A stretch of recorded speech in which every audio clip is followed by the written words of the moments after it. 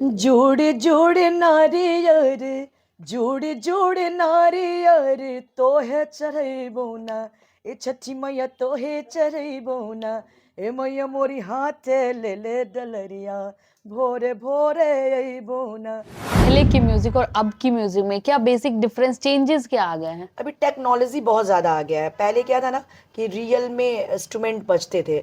आजकल बहुत सारी चीज़ें हैं जो कि कंप्यूटर से लोग प्ले करते हैं, तो उतनी कर्णप्रियता नहीं होती है जैसे पहले हुआ करते थे। पहले सही में शहनाई बजता था, बांसुरी बजते थे, सितार बजता था, तो उसका एक अलग फ्लेवर है। संगीत जो है उसके लिए दो चीज़ें बहुत इंपॉर्टेंट है। एक तो हम लोग का जो क्लासिकल म्यूज़िक है वो बहुत सुंदर है, क्योंकि विद्वानों ने उसकी रचना की है बहुत सारे रिसर्च करके।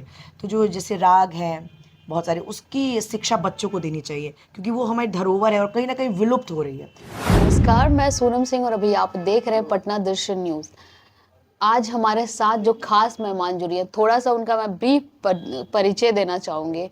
भोजपुरी जगत ही नहीं, सिर्फ आध्यात्मिक सांस्कृतिक जगत में भी उनका जो नाम है, जो उन्होंने कमाया है अपनी मेहनत बलबूते से, उसको आजीवन नहीं भुलाया जा सकता है। कहते हैं ना, मैन इज मॉर्टल। अब यहाँ कह सकते हैं ना कि उनकी आवाज जो है पूरे दुनिया को अध्यात्म की ओर ले जाती है कहीं ना कहीं। जी, तो हमारे साथ देवी जी जुड़े। मैम, सबसे पहले आपका स्वागत है। बहुत बहुत शुक्रिया, थैंक यू सो मच। अब शुरुआत लोग सबसे पहले आपका गाना ही सुनना चाहेंगे। अगर शुरू किया जाए तो लोग क्लिक करेंगे, सोचे कुछ गा दें। थोड़ा सा लाइन से शुरू किया जाए। बिल्कुल, मेरी वैसे आवाज़ थोड़ी फंसी हुई है, काफ़ी दिनों से मेरा प्रोग्राम चल रहा है, लेकिन अब दुर्गा पूजा के बाद छठ आने वाला है, तो दो चार लाइन छठ का सुना देते हैं। जोड़े जोड़े नारियर, जोड़े जोड़े नारियर, तोहे चढ़ैबौ ना, ए छठी मैया तोहे चढ़ैबौ ना, ए मैया मोरी हाथे ले ले डलरिया, भोरे भोरे अइबौ ना, ए मैया मोरी हाथे ले ले डलरिया, भोरे भोरे अइबौ ना। मैम, आप गाती तो काफी खूबसूरत, लेकिन एक चीज है, जैसे लोग होता है कि एकदम सोचते हैं सॉफ्टली गाएं। आपका आवाज बहुत खुल के बोल्ड निकलता है। जी हाँ। भारी आवाज में भी संगीत को, कहते हैं ना, संगीत प्रेमी बना देना जी इज जी जी। Like that. और अगर बात करें तो ये संगीत का, बिहार में आप काफी टाइम से गा रही हैं, तो बिहार में संगीत का बहुत ज्यादा स्कोप अभी भी नहीं देखा जाता। उस वक्त पापा मोटिवेट किए होंगे, या मम्मी, या कहीं? नहीं, स्कोप तो है। संगीत तो हम लोग के जीवन से जुड़ा हुआ है, और आप देखेंगे कि कोई भी ऐसा फेस्टिवल नहीं है जहाँ संगीत नहीं होता है, कोई ऐसी पार्टी नहीं है जहाँ संगीत नहीं आप होता है। सांस्कृतिक संगीत गाती हैं। लोग आजकल फेक फिट करने के लिए चीजों को भूलते जा रहे हैं। हाँ, वो तो है, लेकिन जो अच्छा संगीत है वो तो कायम रहेगा ही, और वो हमेशा चलता रहता है। और वही जो है ना, अच्छा जो संगीत है वही लोगों के दिल में राज करता है। तो आप ये बताइए, छठ पूजा को लेके आपने कोई अभी एक सॉन्ग जो सुनाया, अभी दुर्गा पूजा बीता, क्या उस पे भी कोई, माता रानी पे भी कोई सॉन्ग होगा एक आपका? गाना तो मैंने बहुत सारा बनाया है, लेकिन मेरी आवाज़ ही आप देख रहे हैं कि उतनी अभी कोई बात सही नहीं, नहीं है। गाइए मत, बस गाना का एक्सपीरियंस बता दीजिए कैसा गाए। जो राइटर ने जो लिखा होगा उसमें अपने आप को फिट करना। एक मेरा सॉन्ग आया था माई की दुआर, और एक छठ में मेरे दो गाने आए हैं। एक सुपवा नाम से आया है, और एक आया है हो गईल अरग के बेरा। तो ये दोनों छठ के गाने आप सुन सकते हैं, यूट्यूब पे अवेलेबल है, फेसबुक पे भी अवेलेबल है मेरे। और जो लोग अभी आजकल ट्रेंडिंग म्यूजिक के पीछे भाग रहे हैं, एकदम रील्स 30 सेकंड वाला लाइफ जो जी रहे हैं, जो बाकी सब, उनके लिए क्या कहेंगे कि म्यूजिक को क्या 30 सेकंड के लिए ही मायने रखता है वो? नहीं, देखिए, ये तो मुझे अच्छा नहीं लगता है कि जैसे गाना स्टार्ट होता है उसके तुरंत ही खत्म भी हो जाता है, तो कहीं लगता है कि जैसे कि लय की हत्या हो रही है। हाँ, बिल्कुल बिल्कुल। मतलब गाने का मतलब है कि कम से कम उसका एक कंप्लीट फीलिंग आनी चाहिए, कि भाई 3-4 मिनट का गाना होता है, फिर लास्ट में खत्म होता है, तो अच्छा लगता है। और लेकिन मुझे लगता है ना कि रील्स बनाना तो आसान है, लेकिन मंच पे जब आप होते हैं तो आपको 3-4 घंटे तक पब्लिक को होल्ड करना पड़ता है, तो उसके लिए आपको टैलेंट होना चाहिए, तभी आपको पब्लिक 3-4 घंटे आपको प्रोग्राम सुनेगी आपका। बात करें एडमायर या फिर अडोर करने की, तो आप किनको अडोर करती हैं? कोई सिंगर जैसे बहुत भोजपुरी सारे इंडस्ट्री के? सिंगर हैं, जैसे एक पाकिस्तानी सिंगर हैं रेशमा जी, उनको मैं बहुत पसंद करती हूँ, उनकी आवाज़ भी मुझे बहुत पसंद है, जिन्होंने लंबी जुदाई गाने गाए थे। फिर अगर बॉलीवुड में है तो पुराने जो सिंगर हैं, जैसे मुकेश की आवाज़ मुझे अच्छी लगती है, और रफ़ी साहब हैं, पहले के तो सारे ही अच्छे हैं, तो इन लोगों की आवाज़ बहुत अच्छी लगती है। अब बात किया जाए पहले की म्यूजिक और अब की म्यूजिक में, क्या बेसिक डिफरेंस चेंजेस क्या आ गए हैं? अभी टेक्नोलॉजी बहुत ज़्यादा आ गया है। पहले क्या था ना कि रियल में इंस्ट्रूमेंट बजते थे। आजकल बहुत सारी चीज़ें हैं जो कि कंप्यूटर से लोग प्ले करते हैं, तो उतनी कर्णप्रियता नहीं होती है जैसे पहले हुआ करते थे, पहले सही में शहनाई बजता था, बांसुरी बजते थे, सितार बजता था, तो उसका एक अलग फ्लेवर आता था। वो तो बात सही है। और माइलस्टोन की बात किया जाए अगर आपके लाइफ के में, कौन सा टर्निंग पॉइंट था जो आपको एक नॉर्मल देवी से देवी जी बना दिया?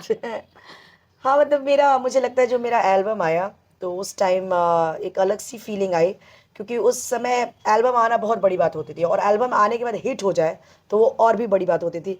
तो मुझे अभी भी याद है कि एक बार मैं पहले भी प्रोग्राम बचपन में किया करती थी, लेकिन मुझे इस तरह से जिसको कहते हैं स्टारडम नहीं था।